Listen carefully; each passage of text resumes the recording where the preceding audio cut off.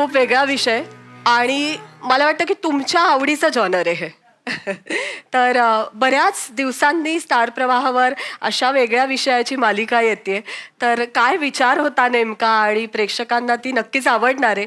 पण तुमचा विचार त्यामागे काय आहे किंवा तुमच्या आवडीचा विषय म्हणून काय वेगळा विचार केलाय?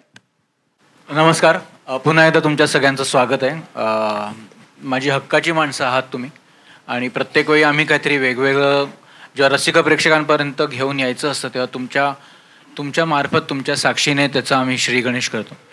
आजही तेच केलं आहे आणि घाबरवण्यापेक्षा धक्का तंत्र हे जास्त महत्त्वाचं आहे.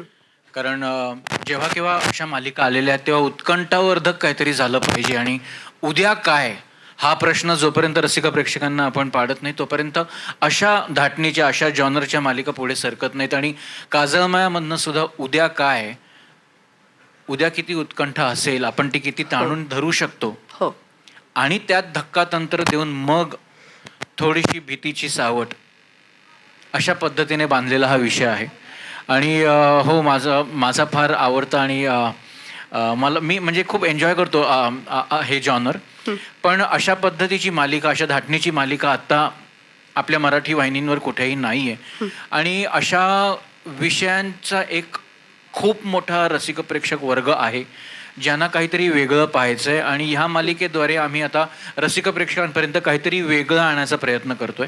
आणि वेगळं म्हटल्यानंतर हा विषय किंवा हा जॉनर वेगळा नाही आहे, पण सध्याच्या ज्या काही गोष्टी आपण रसिक प्रेक्षकांपर्यंत मांडतोय त्या सगळ्या विषयांमध्ये हा एक खूप वेगळा विषय, एक नवीन विषय पुन्हा एकदा बऱ्याच वर्षांनी प्रेक्षकांना बघायला मिळेल.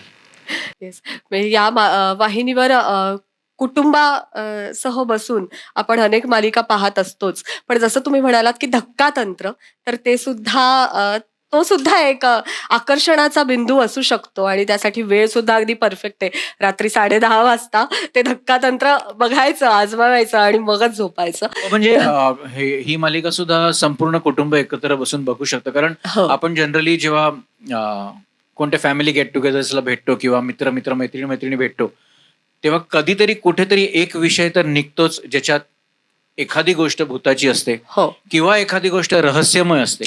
आणि मग ते रहस्य आणि ते मग पुढे काय झालं ह्याच्यामुळे त्या गप्पा रंगतात. त्यामुळे ही मालिकाही तशीच रंगत जाईल अशी खात्री आहे मला. वा, खरंच